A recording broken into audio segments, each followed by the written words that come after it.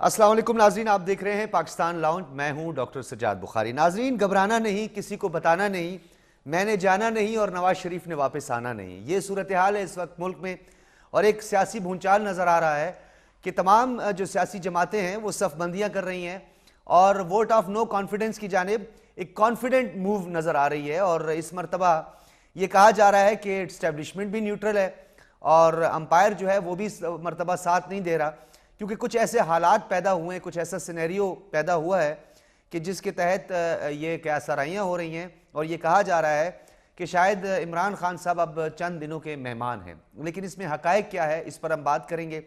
कुछ नाक़दीन ये भी समझते हैं कि एक गुब्बारा जिसमें बड़ी हवा भरी हुई थी, PDM और 27 फरवरी का बिलावल भुट्टो का जो मार्च है, उस गुब्बारे से हवा निकालने के लिए, उसकी डायरेक्शन चेंज करने के लिए ये वोट ऑफ नो कॉन्फिडेंस का एक शोशा छोड़ा गया है और PTI को मजीद स्पेस मिलने के इम्कानात हैं। लेकिन हकायक क्या हैं, इस पर बात करेंगे। आज वज़ीर आज़म साहब ने अपनी सेंट्रल एग्जीक्यूटिव कमेटी का एक खुसूसी इजलास बुलाया है। बल्दियाती इंतखाबात और सियासी हिकमत अमली पर गौर भी किया गया है।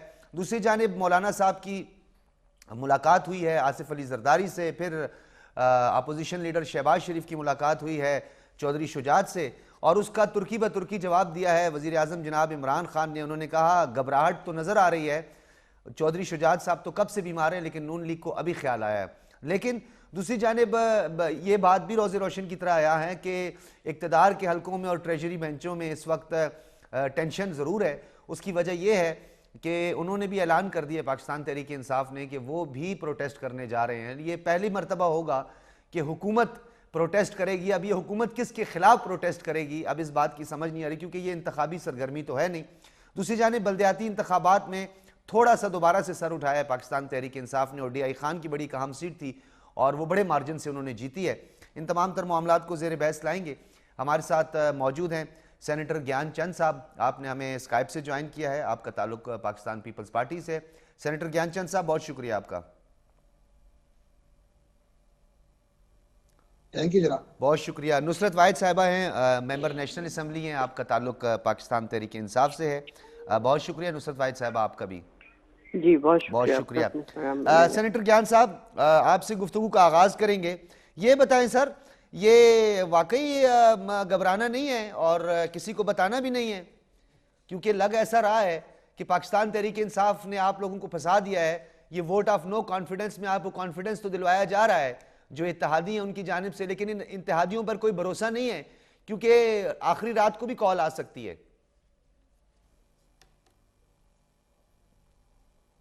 देखिए, काल वालों का तो इश्यू अलग है, लेकिन घबराने का वक्त चलता है। अब आप परेशान हैं, घबराते रहें कि वो कालते हैं कि नहीं उठाते हैं। इनको घबराना चाहिए। अपोजिशन से मिल रहे हैं और उनको कह रहे हैं कि हम आपके सब तजावीज पे उन्होंने एश्योरेंस दी है कि आपको पॉजिटिव रिस्पांस देंगे, क्योंकि इमरान खान जो भड़कियां मारते थे वो भी भड़कियां अब बहुत कम नजर आ रही हैं। ठीक है। वो नैब चेयरमैन था, वो जरा प्रोएक्टिव रहता था, उसकी एक्टिवनेस भी कमजोर पड़ गई है। सही, यानी आप समझते हैं कि चेयरमैन कमजोर पड़ गया। इमरान खान के लिए घबराने का वक्त आ चुका है। ठीक है जी जी जी जी प्लीज। हाँ, सो हमारी जो अपोजिशन की पार्टीज हैं वो आपस में बैठ चुकी हैं। अपोजिशन पार्टीज ने जो गवर्नमेंट के अलाइज है उनसे बातचीत हो चुकी है। PTI के जो अरकान PTI से को छोड़ना चाह रहे हैं वो भी सपोर्ट देने के लिए तैयार बैठे हुए हैं। अब सोचना ये है कि किस टाइम पे कैसे उसको नो कॉन्फिडेंस को लेके आया जाए। दूसरी तरफ अवाम नो कॉन्फिडेंस देने के लिए तैयार बैठे हुए हैं। 27 फरवरी के लॉन्ग मार्च से पता चल जाएगा कि अवाम किस तरफ खड़े हैं। वो अवाम का मूड एक बाय इलेक्शंस में नजर आया था, दूसरा जो खैबर पख्तूनख्वा में इलेक्शंस हुए वहां पे भी नजर आया, और अभी आगे चलकर वो पंजाब की तरफ से अगर बाय इलेक्शंस और लोकल बॉडीज इलेक्शंस होती हैं तो इमरान खान को पता चल जाएगा कि घबराने से बात आगे बढ़ चुकी है। सो पब्लिक का नो कॉन्फिडेंस तो पहले से ही मौजूद है, लेकिन पार्लियामेंट के अंदर भी अभी नो कॉन्फिडेंस के लिए माहौल बन चुका है। अभी डेट तय करनी है और वोट होने हैं, तो इमरान खान के जाने का वक्त हो चुका। ठीक है नुसरत वाहिद साहिबा, खान साहब के जाने का वक्त हो चुका है और ज्ञानचंद साहब कह रहे हैं कि आपके अपने भी अरकान पार्लियामेंट हैं जो आप लोगों से जान छुड़ाना चाहते हैं, तो ये आप लोग हमेशा जो है वो इतनी देर से क्यों पहुंचते हैं आप लोग, क्या वजह है? बिस्मिल्लाहिर्रहमानिर्रहीम। बहुत शुक्रिया डॉक्टर साहब अपने प्रोग्राम में इनवाइट करने का। देखिए आज ही आपको पता है एक बहुत ही ज़बरदस्त किस्म का मुकालमा हुआ तकरीबन कि जो चौधरी शुजात की पार्टी के लोग हैं उनमें से एक साहब हमारे वजीर हैं, उन्होंने खड़े होकर कहा कि आप अपने लोगों को कहिए कि प्राइम मिनिस्टर साहब के घबराएं नहीं, क्योंकि ये हम तो सियासी लोग हैं, सियासी लोगों के घरों में लोग आते हैं जाते हैं, हम रिसीव करते हैं उनसे, उनके ताल्लुकात उनसे हमारे होते हैं। तो बहुत ही अच्छा मजेदार जवाब दिया प्राइम मिनिस्टर ने कि मैंने पीटीआई के लोगों की सख्त तरबियत की है, वो घबराते नहीं है, वो घबराए हुए नहीं है। अब असल में तो घबराए हुए अपोजिशन के लोग हैं जो चौधरी शुजात की बीमारी को आज की है, कितने सालों से वो बीमार हैं, उनको आज ख्याल आया कि उनके पास जाएं, उनको गुलदस्ता पेश करें और पता नहीं क्या क्या करें। उन्हें तो एक्चुअली आजकल तो इनको पिछले 20 साल पहले जो लोग फौत हुए वो भी याद आ रहे हैं, उनके घर भी जाके पुरसा कर दे रहे हैं।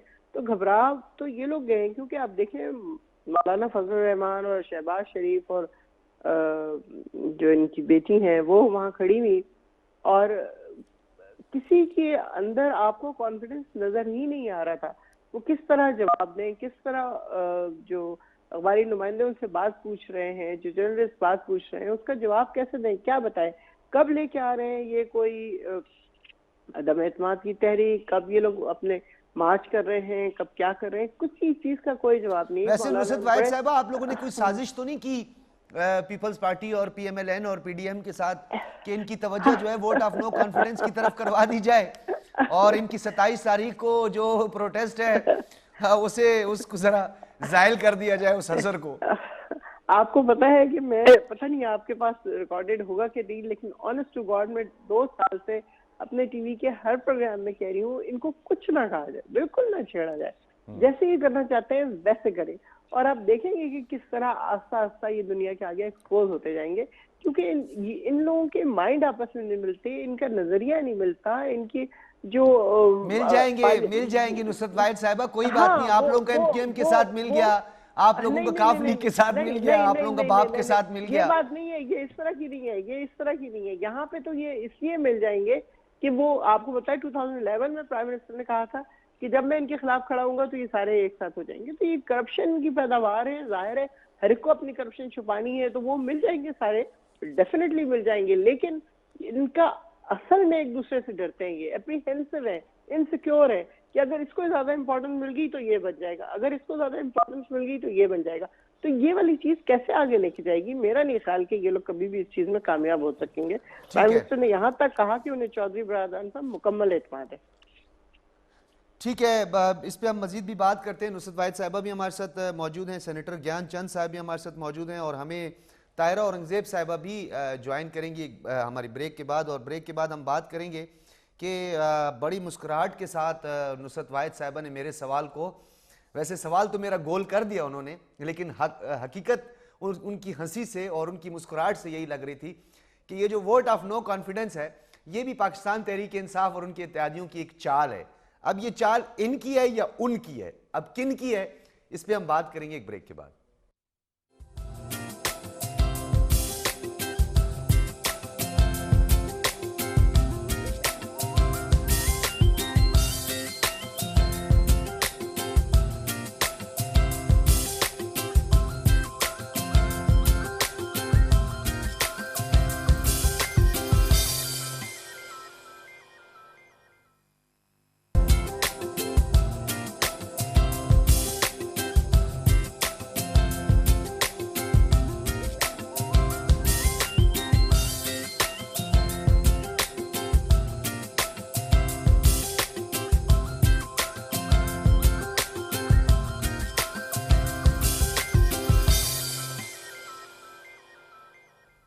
वेलकम बैक नाजरीन। घबराना नहीं है, ये दोनों जानिब से जो है अल्फाज के निश्तर बरसाए जा रहे हैं, तीर बरसाए जा रहे हैं। लेकिन खान साहब ये कहते हैं कि पीटीआई वाले घबराने वाले नहीं, मुनस इलाही की फैमिली पर हमें एतमाद है। ये आज उन्होंने एक बैनुल अक़वामी सिंपोजियम में खिताब के दौरान ये बात की है। और आपको जैसे कि मैंने बताया कि तायरा औरंगज़ेब साहिबा ने भी हमें ज्वाइन कर लिया है, मेंबर नेशनल असम्बली हैं, PMLN से आपका ताल्लुक़ है। वेलकम मैडम, आपकी तशरीफ़ आवरी का बहुत शुक्रिया। सेनेटर ज्ञान साहब, नुसरत वाहिद साहिबा ने तो आपको कह दिया कि आप लोगों के घबराने का वक्त आ गया है, इन तिलों में तेल नहीं है, और उन्होंने मुस्कुराहट से ये बता दिया कि आप लोग लगे रहो vote of no confidence. Mir Asir Bizenjo साहब मरहूम के लिए भी आप लोगों ने कोशिश की थी, उसके बाद भी क्या हुआ, फिर सेनेट के अंदर जो ये स्टेट बैंक वाला मामला सामने आया, कुछ लोग ही नहीं आए, यूसुफ रजा गिलानी जज्बाती हो गए, उन्होंने कहा कि मैं इस्तीफा दे देता हूं।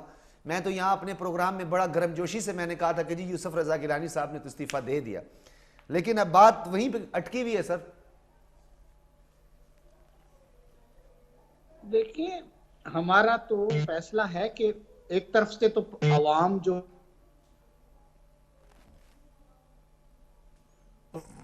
जी, और दूसरी तरफ एक तरफ 27 फरवरी के मार्च में अवाम नो कॉन्फिडेंस करेगा, दूसरी तरफ हम पार्लियामेंट के अंदर नो कॉन्फिडेंस लेके आ रहे हैं। ठीक है। तो उससे इनको पता लग जाएगा कि इनके ऊपर अवाम का जो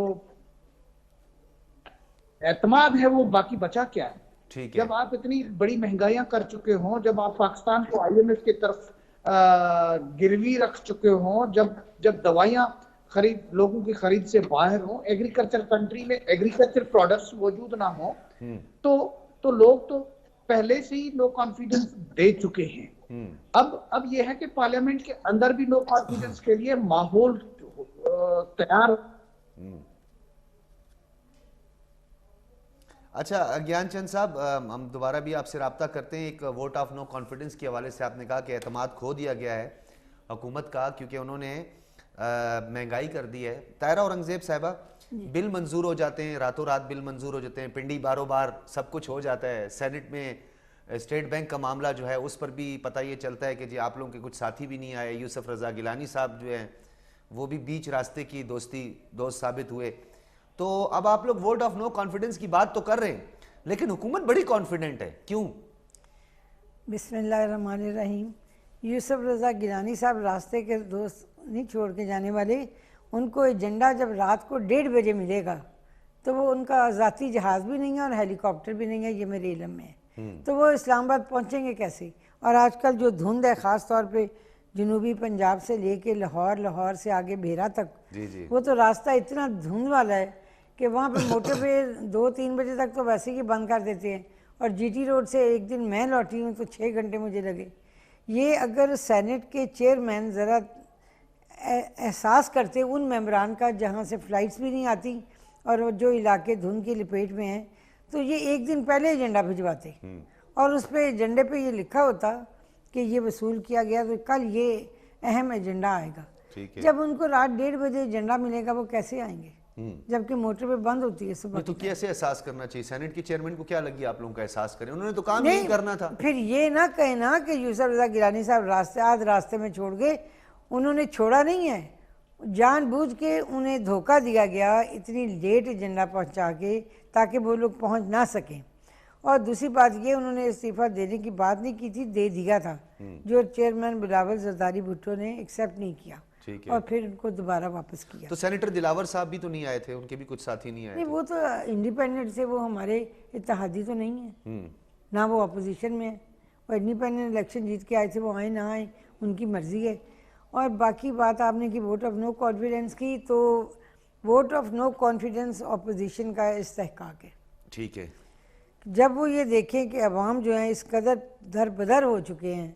ये सबसे पहले खान साहब कहते थे कि हम IMF के पास नहीं जाएंगे, बल्कि मैं खुदकशी करनी बेहतर समझूंगा कि अगर हम IMF के पास जाएं। ठीक है।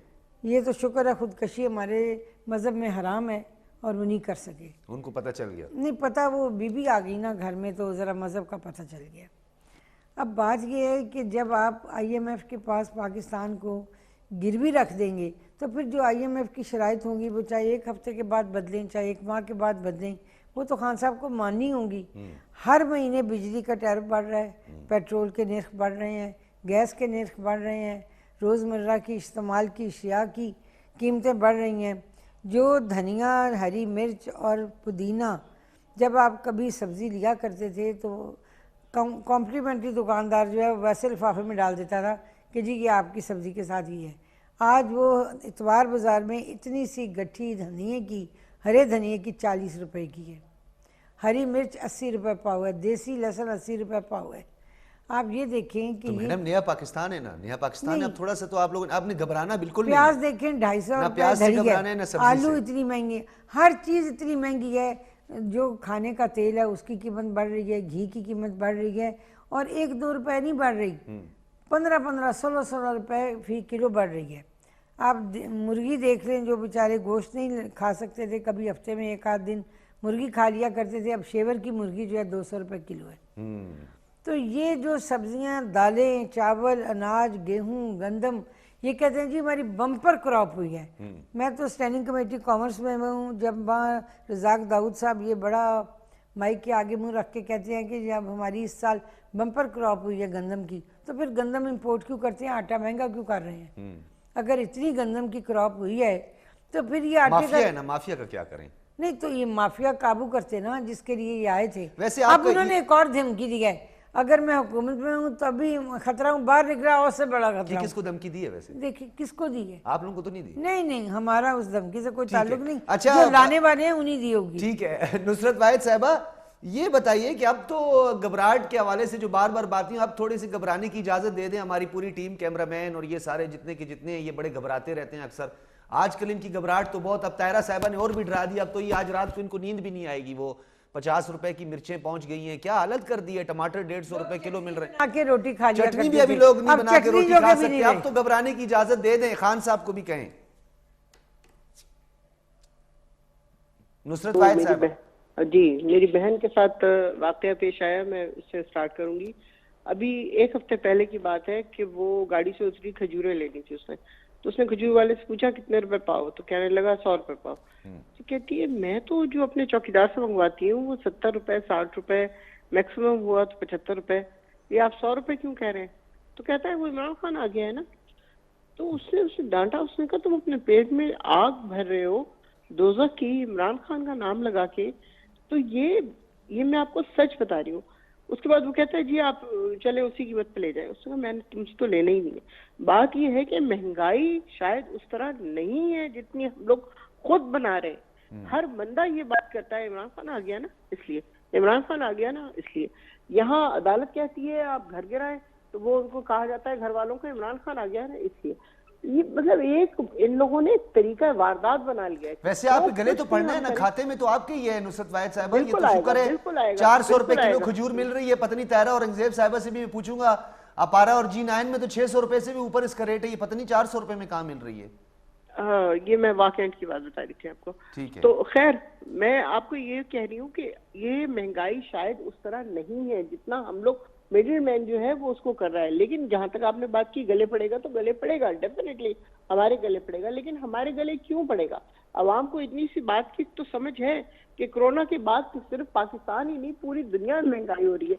अभी कुछ दिन पहले ही मैंने अमेरिका की वीडियो देखी, यूके की वीडियो देखी, इंडिया की वीडियो देखी। हर जगह लोग महंगाई के खिलाफ बात कर रहे हैं, हर जगह लोग महंगाई के खिलाफ बात कर रहे हैं। वो क्या करें? जो 2 साल कोरोना के गुजरे उसमें इकोनॉमी कहाँ से महंगाई को निकाल देते हैं, महंगाई को निकाल देते हैं। नुसरत वाहिद साहबा, महंगाई को थोड़ी देर हम पीछे रख देते हैं। चलें, ये तो एक दुनिया के साथ सब हुआ। अब मैं इंडोनेशिया का, बांग्लादेश का और इंडिया का जो इन्फ्लेशन रेट है या इन्फ्लेशन है उसकी मैं तो वो आपको नहीं बताऊंगा, ठीक है, क्योंकि उस पर फिर बहुत लंबी डिबेट हो जाएगी। और बताएं गुड गवर्नेंस में क्या किया, इंतजामी तौर पर आप आज कहाँ पे खड़े हैं, क्या विजन दिया है मुल्क को, नौकरियां कितनी मिली हैं, घर कितने बनाए हैं? ये सब का सब तो महज एक ख्वाब था। ये लोगों को दिखाया गया, ट्रक की बत्ती के पीछे लगाया गया और आंखें खुली तो ना वो था ना रंगे बहार था। नहीं नहीं, ऐसी बात नहीं कि ट्रक के पीछे लगाया गया। एक्चुअली चाहते थे प्राइम मिनिस्टर कि ये सब कुछ हो, लेकिन फिर वही बात आ जाती है, इकोनॉमी जिस हाल में मिली या उसके बाद जो कोरोना ने बेड़ा गर्क किया, उसके बाद मुझे बताएं कोई क्या कर सकता है? कि जितनी जहां तक कोशिश कर सकते थे वो उन्होंने की है। आप कह रहे हैं कि आपको बताया जाए कि क्या चीजें बेहतर हुई या क्या चीजें बेहतर होने वाली हैं, तो उसमें बहुत सारी चीजें आपको नजर आ जाएंगी। मसलन बच्चों की एजुकेशन का देख लें, आप डैम्स का देख लें, आप इसके सनत देख लें, टेक्सटाइल की सनत देख लें। इंडिया की मैं वो देख रही थी एक वीडियो, वो कहती है कुछ अर्से बाद जब आप कपड़ा पलटेंगे ना तो आपको मेड इन पाकिस्तान नजर आएगा। इंडिया कहीं पीछे रह गया है और पाकिस्तान इस मौके से फायदा उठा के पूरी दुनिया में अपने कपड़े एक्सपोर्ट कर रहा है। आप देख लें तामीरात में सिर्फ ये नहीं है कि ईंटें लगानी है, उसके साथ साथ एटलीस्ट 125 सनतें ऐसी हैं जो काम कर रही होंगी। तामीरात तो का चीजें हो रही हैं। नुसरत वाहिद साहिबा, तामीरात में रुकिए यहाँ पे, ये बड़ा आपने काम नुक्ता उठाया है। तामीरात के शोबे में आप लोगों ने खुसूसी मराहत दी, तामीराती शोबे को खुसूसी मराहत दी। ये मराहत आपने दी कि 2 लाख रुपए टन सरिया पहुंच गया है, सीमेंट 700 रुपए की बोरी पहुंच गई है, लोगों की खरीद में, लोगों की पहुंच में ही नहीं है। कास्ट ऑफ प्रोडक्शन इतना ज्यादा बढ़ गया है कि अब आईपीपीस के चुंगल से आप हमें नहीं निकाल पा रहे हैं। तो आखिर कोई एक सेक्टर तो होगा। ये टेक्सटाइल में आपको किसने बता दिया? टेक्सटाइल की तो बुरी हालत है। ये फैसलाबाद के ताजिरों का भी मैं पूछूंगा अभी तायरा औरंगजेब साहिबा से, ये क्या किस तरह? बिल्कुल बिल्कुल बुरी हालत नहीं है। मैं खुद आपको बताती हूँ, मैं वहाँ 2097 पहले 1997 में गई, फिर 2003 में गई, फिर अभी मैं गई हूँ 16 से पहले। आप यकीन करें, जो मैं 97 में गई हूँ उसमें मैंने इतनी गंदी गाड़ियां देखी हैं शाम को कि मैंने अपनी जिंदगी में नहीं देखी। नहीं, वो सारी सामान लेके जा रही थी। फिर उसके बाद आस्ता आस्ता वो चीजें कम होती गई और जब मैं 2012 में गई हूँ तो उस वक्त ये हालत थी कि वहां पे 40 टेक्सटाइल मिल बंद थी और 1 या 2 खुली हुई थी। अब इस वक्त तो माशाल्लाह इतनी तेजी से ब्लूम कर रहा है फैसलाबाद भी और बाकी भी सनतें कि वो वहां पे दूसरे शहरों के लोगों को बुला के उनको नौकरियां दी जा रही है। ये सिर्फ कहने की बातें होती हैं कि ये नहीं हो रहा, ये नहीं हो रहा, ये नहीं हो रहा।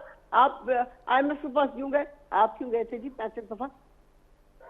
आप लोगों ने क्या IMF के पास जाके नहीं क्या उनकी शराइत नहीं मानती? क्या उनकी बातें नहीं मानी? ये लेकिन आप लोगों ने कुछ ज्यादा ही मान ली है नुसरत वाहिद साहब, इन्होंने भी मानी है, ये मानते हैं हम, इन्होंने भी मानी, आप लोगों ने तो इतनी मान ली तो आप लोगों ने स्टेट बैंक का ही मामला जो है तितर बितर कर दिया। देखिए ज्यादा हालात खराब हैं इस वक्त, इकोनॉमी के हालात, ये आपको पता ही है किस तरह निचोड़ के खा के ले गए मुल्क को। नहीं, रजा बाकिर साहब की करोड़ों रुपए की तनख्वाह आप लोगों ने लगा दी, आप उनको फारिग नहीं कर सकते। IMF के कहने पे आप लोगों ने रजा बाकिर साहब को रखा हुआ है, आपकी हुकूमत ही उनको फारिग नहीं कर सकती है।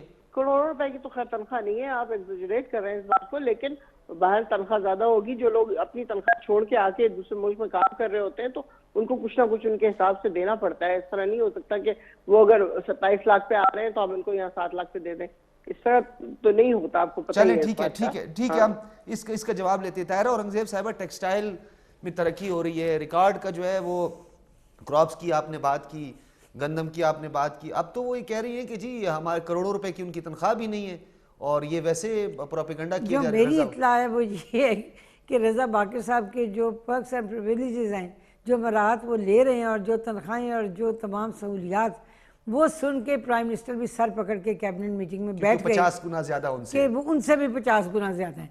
और ये बाहर से रजा बाकिर साहब को लाने की जरूरत क्या थी? पाकिस्तान में टैलेंट कम है, पाकिस्तान में इतने जहीन लोग हैं कि जहाँ एक से एक बढ़ के आदमी बैठा है और इन्होंने स्टेट बैंक को तो IMF के पास गिरवी रख दिया है। अब IMF जो है वो उसकी मुद्दत मुलाजमत तय करेगा। हाँ, ये कुछ नहीं कर सकते, ये कुछ नहीं कर सकते।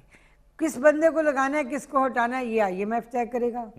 और ये हम नहीं कहते कि हम IMF के पास नहीं गए थे, बिल्कुल हम गए थे, लेकिन हमने ये दावे कंटेनर पे खड़े होकर नहीं किए थे कि अगर मैं IMF के पास गया तो मैं खुदकशी कर लूँगा, अगर ये हुआ तो वो होगा, वो होगा तो ये होगा। एशियन टाइगर का तो वादा किया मैं था। आपको एक और बात बताऊं, अगर 1948 में जैसा कि 1947 में पाकिस्तान का क़याम अमल में आया और अगर 1948 की इलेक्शन में इमरान खान साहब को गवर्नमेंट दी जाती तो उस वक्त पता क्या डायलॉग होते? ये सब किया धरा अंग्रेज़ों का है, जो कुछ करके गए हैं यहाँ तबाही बर्बादी अंग्रेज़ कर गए हैं, अब हम इसको करें कैसे ठीक? और भाई जो गवर्नमेंट आती है उनको हर चीज़ विरसे में कुछ ना कुछ मिलती है। जब हम लोगों ने 2013 में गवर्नमेंट ली तो लोड शेडिंग थी, दहशत गर्दी थी, और आपको सबको पता है कि कराची से लेके खैबर तक कोई महफूज नहीं था। सबसे पहले हमने ज़रबे अज़ब शुरू किया जिसमें फ़ौज का तावन था, पुलिस का तावन था, रेंजर्स थे, सियासी लोग थे, अवाम थी, उन्होंने हमारा साथ दिया। हमने कराची की रोशनियाँ बहाल की, खैबर तक अमन कायम किया। उसके बाद जो लोड शेडिंग थी, 1 घंटा लाइट आती थी, 2 घंटे जाती थी, हमने उस पर काबू पाया। हमने पावर प्लांट्स लगाए, बिजली की लोड शेडिंग ज़ीरो थी जब हमारी गवर्नमेंट गई। और अब भी गैर इलामिया तौर पे बिजली की लोड शेडिंग होती है। हाँ। ये बताया नहीं जाता, जब फ़ोन करो नहीं, आप लोगों को वापस क्या जरूरत थी, आप लोगों ने इजाफी बिजली प्रोडक्शन इतनी ज्यादा की। नहीं, जब फ़ोन करो वापस तो कहते हैं जी वो कोई लाइन का मेंटेनेंस का काम हो रहा है। ये लोड शेडिंग नहीं हो रही, लाइट सुबह 8 बजे गई है, 2 बजे आएगी, लाइनों का काम हो रहा है। हर हफ्ते लाइनों का काम होता है, कोई समझ नहीं आती ये लाइनों का काम है क्या, किस किस्म का, ये लाइन लॉसेज है। ये क्या क्या हो रहा है। अच्छा, दूसरी बात मैं आपको बताऊं कि हमारे दौर में हॉस्पिटल्स में मरीज़ों को अद्वियात मुफ्त दी जाती थी, वो हॉस्पिटल्स जहाँ पे आवाम जाती थी। आज सूरत हाल ये है कि हॉस्पिटल्स में अद्वियात मुफ्त तो रह गई दूर, मरीज़ों को अटेंड करने वाला कोई नहीं, वो बेचारे गेट के पास बैठे होते हैं, अंदर जाने वाला कोई नहीं। हम हेल्थ कार्ड दे रहे हैं, हेल्थ कार्ड दे रहे हैं। हेल्थ कार्ड अगर देना था तो सबसे पहले बलूचिस्तान से शुरू करते, जो इतना पसमानदा सूबा है। हम भी कहते कि जी कोई बलूचिस्तान में काम करने वाला आया है, वहाँ से भी नहीं शुरू किया। जहाँ जहाँ जिसके इंटरेस्ट है वहाँ तकसीम हो रहे हैं। और सबसे बड़ी बात यह है कि जो हमारे हॉस्पिटल्स की हालत है, आप अगर पिम्स में भी चले जाएं और गायनी वार्ड में जाएं, एक एक बेड के ऊपर 3-3 मरीज़ लेटी हुई हैं। और किसी हॉस्पिटल में जाके देखें, शहबाज शरीफ साहब ने हॉस्पिटल्स में बहुत काम किया, उन्होंने पावर प्लांट्स के अंदर बहुत काम किया। फिर ये कहते हैं जी उन्होंने करप्शन की, साफ़ पानी में की, उसमें की, उसमें की। आए रोज़ तारीखें भुगतते हैं और नैब के जो वकील होते हैं वो एहतसाब कोर्ट में भाग जाते हैं, उनके पास सबूत नहीं होता। प्रोसिक्यूशन बहुत कमज़ोर है, बहुत कमज़ोर है, और वो भाग जाते हैं और कहते हैं जी हमारे पास प्रूफ कोई नहीं। और दावे किए जाते हैं कि जी शहबाज शरीफ साहब ने अरबों की करप्शन की, उनके अकाउंट से ये निकला, फलां से ये निकला, उसकी ये टीटी निकली। ये ऐसे प्रोपोगंडे हैं कि जो अवाम सुन सुन के थक गई है। वैसे अभी शहबाज शरीफ साहब को आपने कहा है कि बुलेट प्रूफ जैकेट वैकेट पहन लें, नहीं, वो नहीं घबराते। हमारा ईमान अल्लाह ताला पे बड़ा मुकम्मल है। अल्लाह ताला ने जो करना है हमारे हक में बेहतर करना है इंशाअल्लाह ताला। ठीक है। और सबसे ताहिरा औरंगजेब साहिबा, मैं चाहता हूं कि यहीं से गुफ्तगू को दोबारा जोड़ेंगे। नुसरत वाहिद साहिबा भी हमारे साथ मौजूद हैं और हम कोशिश करें। मौलाना अकबर चित्राली साहब MNA हैं। वैसे मौलाना साहब और JUI हमें कोने में नज़र आ रही है इस वक्त, लेकिन पता नहीं कब जमात इस्लामी भी जो है वो PDM का और अपोजिशन का हिस्सा बनेगी। लेकिन मुझे जमात इस्लामी की खुद समझ नहीं आई। मौलाना साहब से ही पूछेंगे कि वो अपोजिशन है, हुकूमत है, क्या है, कन्फ्यूजन है थोड़ी सी। इस पे बात करेंगे एक ब्रेक के बाद।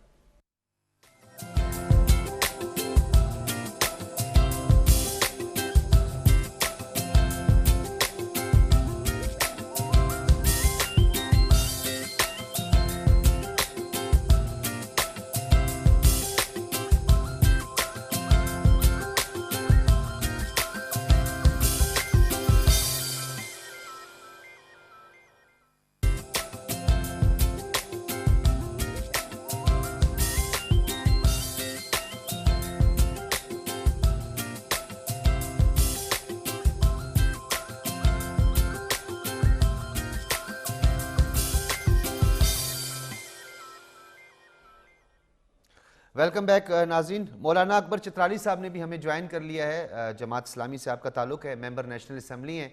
बहुत शुक्रिया मौलाना साहब। जी फरमाइए। बहुत शुक्रिया मौलाना साहब। बस आपकी तरफ आते हैं। नुसरत वाहिद साहिबा रिस्पॉन्ड करना चाहेंगी? या ताहिरा औरंगजेब साहिबा ने कहा कि क्या सबूत है आप लोगों के पास? और मेरा भी एक सवाल ज़िमनी सुन लीजिएगा।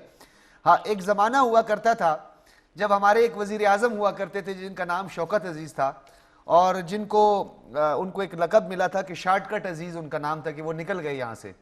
अब हफीज़ शेख साहब का पता नहीं वो कहाँ हैं, उसका भी बता दें, पता नहीं, मुझे तो नहीं पता। शहजाद अकबर साहब भी पता नहीं निकल जाएंगे, क्या होगा उनका। फिर शौकत तरीन साहब रह जाएंगे। ये क्या बात है, इतनी आसानी से इस मुल्क में आओ, खाओ पियो, माल बनाओ या ना बनाओ, किसी को उसकी इज्जत नफ्स पर हमला करो, बड़ी बड़ी तवील प्रेस कॉन्फ्रेंस करो और उसके बाद पतली गली से निकल जाओ। बहुत अच्छा क्वेश्चन किया आपने। ये मैं बिल्कुल इसका जवाब दूंगी। और सबसे पहले मैं ये पूछूंगी कि जो 3 दफा के वजीर आजम हैं और जिनके ऊपर अरबों की करप्शन है, वो कैसे निकल गए जी? वो उनको किसने जाने की इजाजत? आप लोगों ने। तो हम लोगों ने अदालत की तरफ से हुआ है। हम लोगों ने नहीं, अदालत की तरफ से हुआ है। 50 रुपए में जो गए हैं वो उनके भाई ने नहीं, उसमें सुना है शेरी रहमान साहिबा की आंखों में आंसू आ गए थे और खान साहब ने खुद कहा था कि जो बोर्ड बनाया था उसमें शौकत खानम के डायरेक्टर भी थे, सारे डॉक्टर्स थे। जी जी, लेकिन उनके जो टेस्ट होते थे वो उनका सिर्फ उनका पर्सनल डॉक्टर कर रहा होता था, किसी डॉक्टर को अंदर जाने की इजाजत नहीं थी। और जो आगा खान के डॉक्टर नहीं थे अंदर? सब अंदर होंगे, लेकिन उनके पास जाने की किसी को इजाजत नहीं थी। वो जो उनका डॉक्टर आके बताता था, जो रिपोर्ट वो देता था, उसके हिसाब से बात आगे बनती थी। 2000 प्लेटलेट्स में मुझे बताएं दुनिया का कोई आदमी जिंदा रह सकता है? नहीं। एक तो मेरी ये तो आप लोगों को उस टाइम पता होना चाहिए था। 2000 पता नहीं, होना 800, चाहिए। 8000।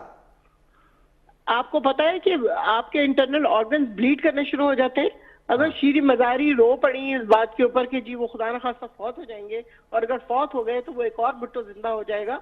तो उसके लिए पूरी लाइन अप किया गया था, एक ड्रामा पूरा बनाया गया था। तो आप उनकी बात कर रहे हैं कि जो कल आते हैं और परसों चले जाते हैं, तो उसकी बात नहीं आप करते कि जो 3 दफा वज़ीर आज़म बन के सारा लूट के पाकिस्तान को तबाह बर्बाद करके चले गए और उसके ऊपर कोई सवाल नहीं होता। फिर ये तो नुसरत वाहिद साहब, ये तो आपकी बेबसी है जिसका आप जिक्र कर रही हैं। यानी अंदर डॉक्टर्स हैं तो हुकूमत अंदर जा नहीं सकती, उसका कोई डॉक्टर नहीं जा सकता। महंगाई हो रही है तो आप उसका कुछ कर नहीं सकते। माफिया है तो माफिया आपसे ज्यादा स्ट्रांग है, पावरफुल है। वो माफिया जो है वो हुकूमत चला रहा है। अरे एक मिनट डॉक्टर साहब, जो महंगाई इन लोगों के जमाने में हुई है, क्या वो महंगाई नहीं थी? वो ये और बात थी 20 रुपए से 50 रुपए पे हो गया जी। 52 रुपए किलो आटा उस वक्त आया जब वो पहले 20 रुपए किलो था। आप लोगों ने इतना महंगा करके वहां तक पहुंचा दिया। आगे जब आपका डॉलर गिरेगा नीचे, रुपए को जब आप आर्टिफिशियली छाप के रखेंगे, पैसे देते रहेंगे और 100 रुपए से ऊपर नहीं नुसरत साहिबा प्लीज वो आर्टिफिशियली कर दें वापस दोबारा। आर्टिफिशियली ठीक नहीं, था। आर्टिफिशियली नहीं। उससे मुल्क आपको चीजें सस्ती मिल जाएंगी, लेकिन मुल्क को जिस हालत में पहुंचा के चले गए ना, मेरा वजीर आजम ना सो रहा है ना वो कुछ और कर रहा है। वो सिर्फ काम कर रहा है कि किसी तरह इस काबिल कर दे इस मुल्क को कि उसके अपने पाँव पे खड़ा हो जाए उसके जाने से पहले। हाँ। तो आप लोगों को बिल्कुल एहसास हो नहीं रहा कि पाँव पे खड़े थे, कहते हैं विसाखियों पे खड़े हैं। विसाखियों पे नहीं खड़े आप लोग। हम इंशाल्लाह अपने पाँव पे पूरी तरह खड़े होंगे उनके जाने से पहले। ये बात कर रही थी प्रूफ की, प्रूफ नहीं मिलता। प्रूफ कैसे मिले? हर चीज के प्रूफ इन लोगों ने जलाए। कोई एक चीज है जो बिल्डिंग ना जली हो। ओहो की बात नहीं है डॉक्टर साहब, बिल्कुल सीरियस बात है ये। इनके ऊपर अगर व्हाइट कॉलर क्राइम का सबसे बड़ा मसला ही यही होता है कि अगर वो किसी ना किसी तरह प्रूफ भी हो जाए तो हम वो पैसा नहीं ला सकते, क्योंकि जिन ममालिक में रखा हुआ है वो क्यों देंगे हमें पैसा? ठीक है, उनकी इकोनॉमी चल रही है। वैसे नुसरत वाहिद साहब आपको कैसे लग रहा है, क्योंकि आप लोग जाने वाले हैं? ये आपका ख्याल है? नहीं, मैं अपनी बात नहीं कर रहा, ये अपोजिशन कह रही है कि बस आप लोग जाने वाले हैं, दिन गिने जा चुके हैं। सुबह गए कि शाम जी का जाना ठहर गया है। ख्वाब देख रहे हैं पहले दिन से, जिस दिन पहले दिन उन्होंने स्पीच किए तब से ये लोग यही कह रहे हैं जी, एक ही बात कर रहे हैं, एक ही बात कर रहे हैं। ठीक है, मौलाना साहब से भी पूछ लेते हैं। नुसरत वाहिद साहिबा, मौलाना साहब से भी पूछ लेते हैं। मौलाना साहब जी जनाब। बस गए तो गए, बस आज गए या कल गए? मौलाना साहब कह रहे हैं कि खान साहब गए, लेकिन खान साहब अगर चले भी गए ना तो जमात इस्लामी का कोई इसमें हिस्सा नहीं होगा। मौलाना साहब क्यों? देखिए भाई, असल में चीज यही है कि PMLN है या PPP है या PTI है, ये सिक्के के 3 रुख हैं। वाह, सिक्का एक ही है। ठीक है। और इनके दौर में भी कोई शहद के नहरें नहीं बहती थी पहले अदवार में भी। पाकिस्तान को जिस नहज पे, जिस जगह पे पहुंचा दिया गया है, इनमें तीनों पार्टियों का भरपूर किरदार है। ठीक है। इस वक्त पाकिस्तान की पॉलिसी बिल्कुल इनकी अपनी पॉलिसी नहीं है। अब तो IMF के हाथों में हम पाकिस्तान को गिरवी रख दिया गया है। इस वक्त सूरत हाल ये कह रहे हैं कि हम खुद कफील हो रहे हैं। किस तरह खुद कफील हो रहे हैं? आप IMF से कर्ज ले रहे हैं और उस पे सूद चढ़ा जा रहा है, और सूदी निजाम की वजह से मुल्क तबाही के दिहाने पर है, और गिरानी महंगाई इंतहा को पहुंच चुकी है। गरीब आदमी के कुव्वत खरीद जो है वो खत्म हो चुकी है, और जो सफेद पोश लोग हैं वो गुर्बत के नीचे, लकीर के नीचे आ गए हैं। इस वक्त सूरत हाल ये है कि मैं खुद हैरान हूँ कि ये लोग जो मजदूरी करके अपने बच्चों को पालते हैं, ये उनकी सेहत का कैसे इंतजाम करते हैं, तालीम के लिए उनके पास क्या है वसाइल हैं, और खुदा ना खास्ता खुदा ना कोई हादसा हो जाए तो उस वक्त उन लोगों की हालत क्या होगी। ठीक है। सूरत हाल इंतहाई गंभीर है, और हम इस वक्त भी यही कह रहे हैं कि हमारी मईशत मुस्तहकम हो रही है। अगर मईशत मुस्तहकम है, आपका खारिजा पॉलिसी मुस्तहकम है, तो फिर आप उन लोगों को जो वज़ारत खारिजा के सरबराह हैं। अच्छा मौलाना साहब एक बड़ी अहम बात आपसे करनी है। इस बात में भी कोई शक नहीं है कि आज तक जमात इस्लामी का कोई ऐसा स्कैंडल सामने नहीं आया, कोई करप्शन का मामला सामने नहीं आया। इवन कि आपसे कुछ नाराजगी रही लोगों की कि आप इसी कश्ती में सवार हुए पाकिस्तान तहरीक इंसाफ की, खैबर पख्तूनख्वा में आपको हुकूमत भी मिली, वो बात भी अपनी जगह पे ठीक है। इतनी अच्छी पार्टी है, नजरियाती पार्टी है, एक डिसिप्लिनरी एक्शन आप लोगों का लिया जाता है, बड़ी अच्छी जमात है।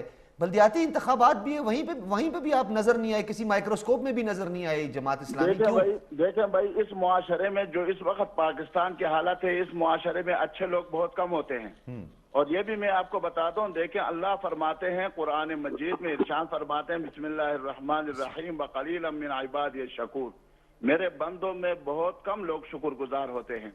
और ये बिल्कुल हकीकत है कि इस वक्त दुनिया में 7 अरब 75 करोड़ लोग बसते हैं, उनमें से 7 अरब 75 करोड़, और उनमें से सिर्फ 1 अरब 75 करोड़ लोग जो हैं अल्लाह पर ईमान लाते हैं, उनकी खालिकियत, राज़कियत, हाकिमियत पर ईमान लाते हैं। बाकी 6 अरब लोग जो हैं या अल्लाह के साथ शिरक करते हैं या अल्लाह को मानते ही नहीं है।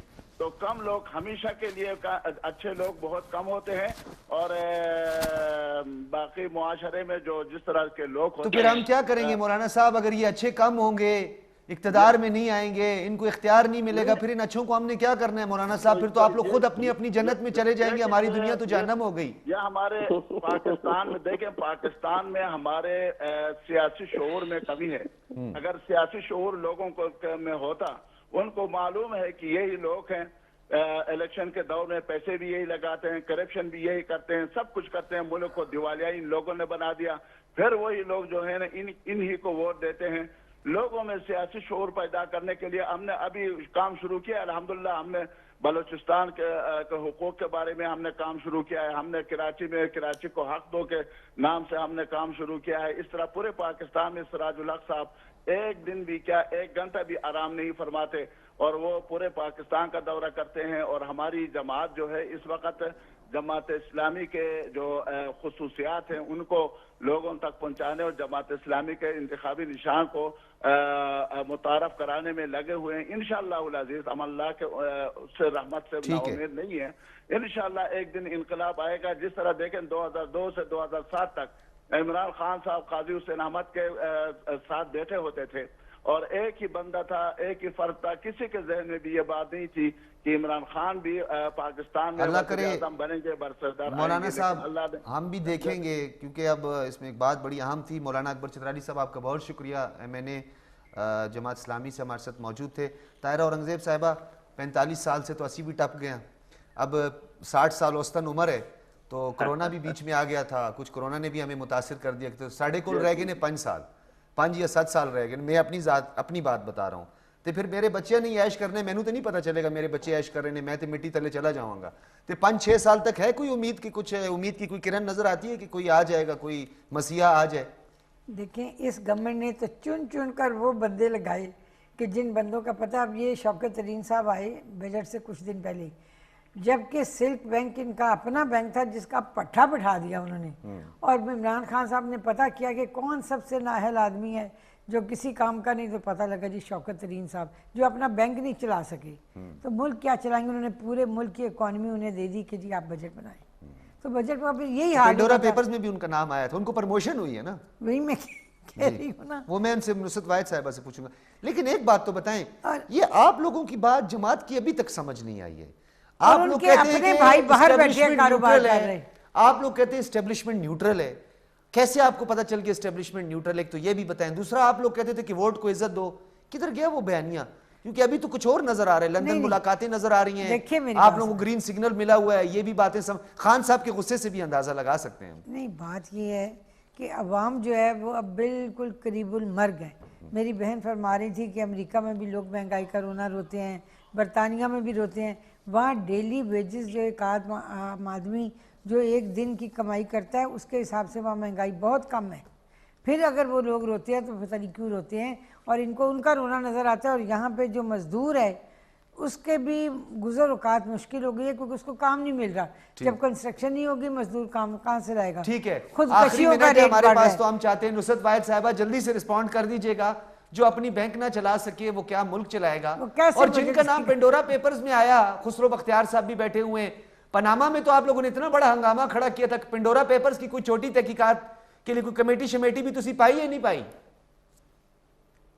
हम कोई कमेटियां नहीं पाते, जो अदालतें काम करती हैं उसके ऊपर हम डिपेंड कर रहे होते हैं। हमारा अपना कोई लेना देना इन चीजों से नहीं होता। जो पनामा से लेना देना नहीं होता, होता है लेकिन पेंडोरा से नहीं होता। देखिए उस पे हम लोगों ने नहीं कहा अदालत को कि वो मुकदमा दायर करें। 9 महीने इंजीनियर कमरुल इस्लाम ने कैद काटी और उसको अदालत ने बाइज्जत बरी कर दिया। जी, वो तो सारे ही बाइज्जत बरी हो गए, कौन रह गए? सब बाइज्जत हो जाएंगे, कोई सबूत नवाज नहीं शरीफ था। भी हो जाएगा। सबूत कहाँ से आएगा? सबूत तो अभी थोड़ी देर पहले मैंने आपको बताया कि वो सारे सबूत जला दिए जाते हैं, सारी इमारतें जल जाती हैं। जो भी चीज जिस भी किसी का मुकदमा होगा वो सारी नहीं जले हुए नहीं, वो शहजाद अकबर साहब के पास तमाम दस्तावेजात हैं, मौजूद हैं, एविडेंस। जी वो आपको पता होगा। नुसरत वाहिद साहिबा, बहुत शुक्रिया आपका, आपने वक्त दिया, बहुत शुक्रिया। ताहिरा औरंगजेब साहिबा, आप स्टूडियो तशरीफ लाई, आपका बहुत शुक्रिया। मौलाना अकबर चतराली साहब हमारे साथ मौजूद थे, आपका बहुत शुक्रिया। सेनेटर ज्ञान चंद साहब पाकिस्तान पीपल्स पार्टी से हमारे साथ मौजूद थे। अब मैं क्या कंक्लूजन ये क्या इसको कंक्लूड करूं, लेकिन एक बात ज़रूर है यहाँ पे कि घबराहट का वक्त है, इसमें किसी दूसरी बात की राय नहीं है, चाहे वोट ऑफ नो कॉन्फिडेंस हो या अपोजिशन का प्रोटेस्ट हो। लेकिन दूसरी तरफ ये बात भी है कि हम तो घबरा के अब घबराने के इतने आदी हो चुके हैं कि हम 1 साल और भी घबरा लेंगे। तो अपोजिशन अगर 1 साल में हुकूमत तो घर बेचती भी है, नहीं भी बेचती, हमें तो कोई फ़र्क नहीं पड़ता। हम घबराने के आदी हो चुके हैं। फिर से कहूँगा, घबराना नहीं, किसी को बताना नहीं, मैंने जाना नहीं, नवाज शरीफ ने आना नहीं। इजाज़त दीजिए, अल्लाह हाफिज़।